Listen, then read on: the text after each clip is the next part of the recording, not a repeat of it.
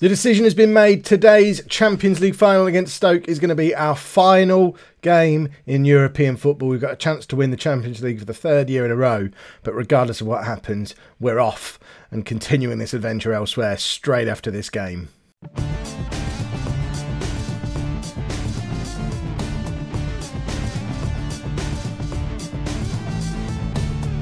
Hello and welcome to part 12 of the Spanish leg of the Expedition of Gold. I'm Kev, and coming up on today's episode, we are in the Champions League final against Stoke. It's our first Champions League final, Atletico's first Champions League final for like 20 years. Stoke's first ever. It's our fourth in 5 years. The only year we haven't made it this far was that year where we took over at Bayern towards the end of the season. So we had the 2 consecutive wins with Spurs, the iffy first year with Bayern, then we got to the final last year with Bayern where we lost to Rayo Vallecano, and now we're back again. The Champions League is our competition, and this is going to be our last game in it, because after today we leave Europe. My assistant manager is trying to make me make the same mistake I made last year. The pre-match instructions have been go defensive, go structured. We're not doing any of that nonsense. We did that last year against Vallecano when we were the better team, and we're going to just go out with a better team against Stoke. We're going to go and attack and try and win the game our way. Because we didn't win the league, and I promised that we would win the league, I'm also an under pressure Atlético Madrid manager as well. So that's it's quite a significant role to play in my decision that we're going to be moving on regardless. If the board aren't happy with me, I have no reason to stick around. I'm a hero. Right, let's get into the game. This is the team that we're going to be playing. We've got Abdelrahman in goal, a back four of Moldovan, Calvello, Herrera and Rapaj, with Fantan, Arnaut and Camajo in midfield, and Oscar in behind Pirani and Mdouli. You'll have to excuse my voice. I've got man flu, so my voice is disappearing on me. Which is weird, considering the last 2 episodes were also recorded earlier on today. But in the 3 hours since I last made a video, my voice has left me, apparently. So let's get into the game. I'll just pause for a moment and have a cough. 1 moment. There we go, all better now. So Atletico are favourites for the game. Pirani needs a hat-trick to finish as joint top scorer in the competition with Stoke striker Juan Carlos Egea, who's a player who was on our radar at Tottenham when we were there, but I haven't really noticed him ever since. Ismail Keita, if he makes it onto the pitch, that means the game has gone badly. Yeah, that one. I don't want to be nice to him. He's been rubbish. Is there anyone we recognise in this Stoke team? Obviously, our former England captain Colwell is playing at right back for them.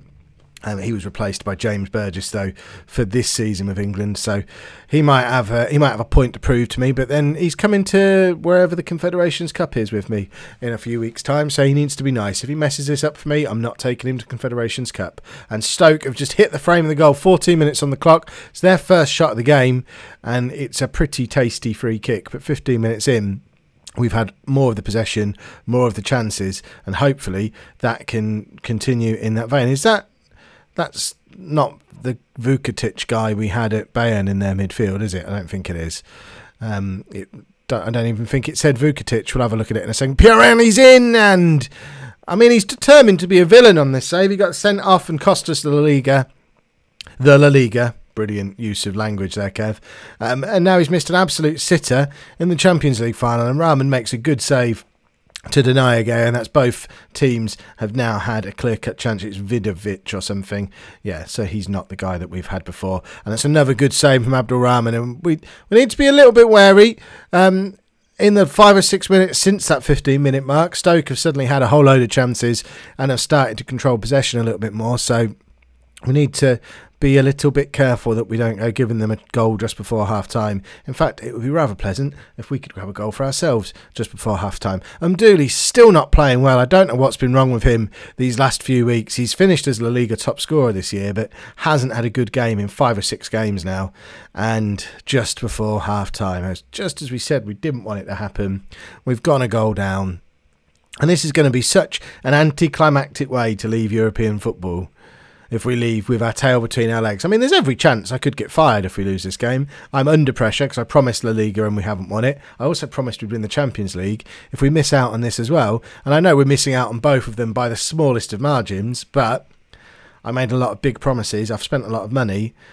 The board may well sack me, which would be our first sacking for a long, long time, since were we sacked at Blackpool? That might have been the last time we were fired. And that would be a... Oh, wow! Dooley, what did he just do? Yeah, as the commentary says, absolutely stupendous. Why couldn't he do this at any point in the last month? Because that's just ridiculous. He's hit that first time, and that's... I mean, it's just a remarkable goal. It's 1-1, and it's all to play for again, and Ali Dooley has remembered that he's not rubbish. Finally. Hopefully, he'll go on and get a hat-trick today now. Moldovan's on a yellow card. We need to keep an eye on him. Oscar has been playing well in this Champions League run. We need him to put in a performance today as well. And Rahman does well to come out and intercept there. And Dooley's won the ball back again. We're suddenly looking like a good team again. And Fantan scores an absolute beauty. And we're 2-1 up.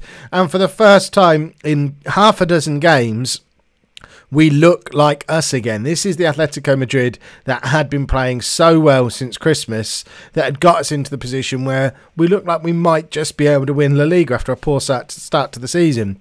We just bottled it at the end, but hopefully we're going to put in one final top-level performance so that we can at least all go our separate ways, knowing that we've got shiny medals to show for our trip to Spain after all, because at the moment we have no gold from this journey to Spain. It would be very nice to pick some up before we leave, but let's not speak too soon, because Stoke have gone 4-3-3 and we can't handle that at all. And a ball over the top to Agea. And who's this fella? Who is he? I mean, he's not the ref. Who's he? That's bizarre.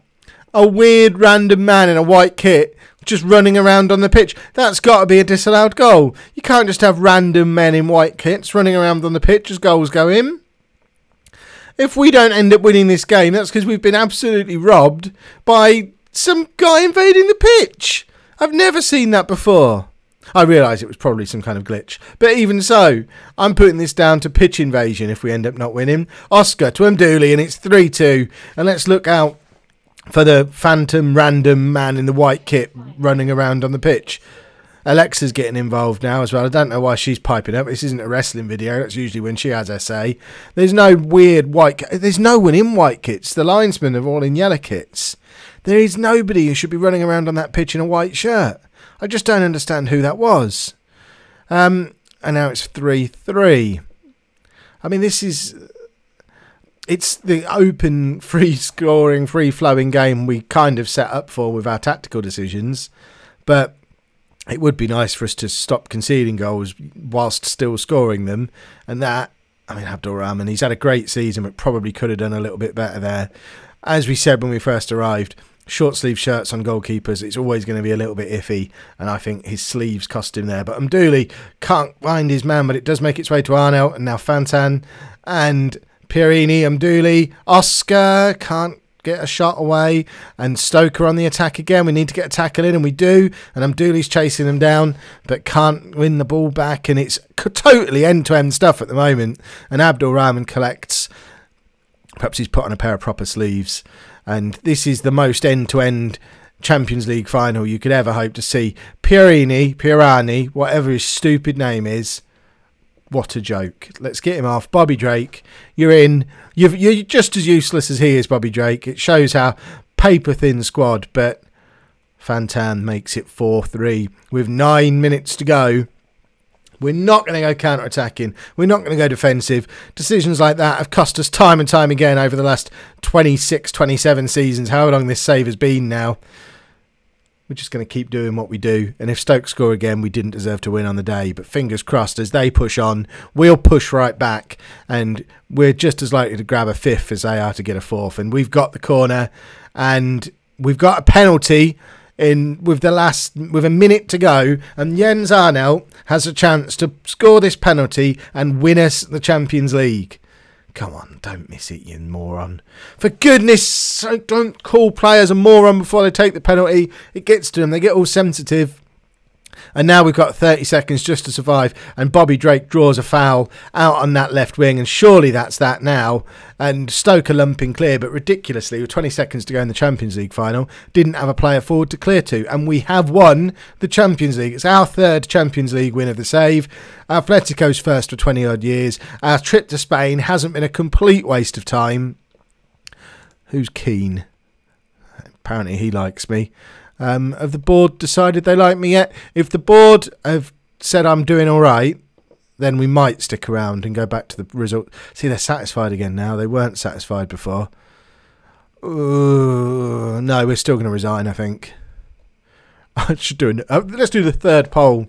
A second poll in 3 days. Just have a little nose through. Yeah, we got money. Who cares? Making history, yay. That's what I like to do. The board are delighted. Well, you weren't delighted when we didn't win the league, and that cut me deep. Fantan did very well. Let's praise him before we go. You never know when we might link up with him again. And let's see what impact this has had on the Hall of Fame. I mean, this is going to be our finishing position in the Continental Hall of Fame in Europe, because we're not going to be back in Europe now. We have just edged into the top 10, and that is our performance in Europe, and now we move on. We've got the Confederations Cup with England, and then we will see where we end up next year. If we have a look at the leagues we've got loaded, we're not going to do any European leagues, so our options are we could end up in Argentina, Australia, Brazil, China, Mexico, South Africa, or the United States. I have never, in 20 plus years playing football management games, I have never managed outside of Europe before. So wherever we end up, this is all about to get interesting. If you've enjoyed that, please make sure you pop a like on there for me. Subscribe to the channel if you'd like to see more. And thank you very much for watching.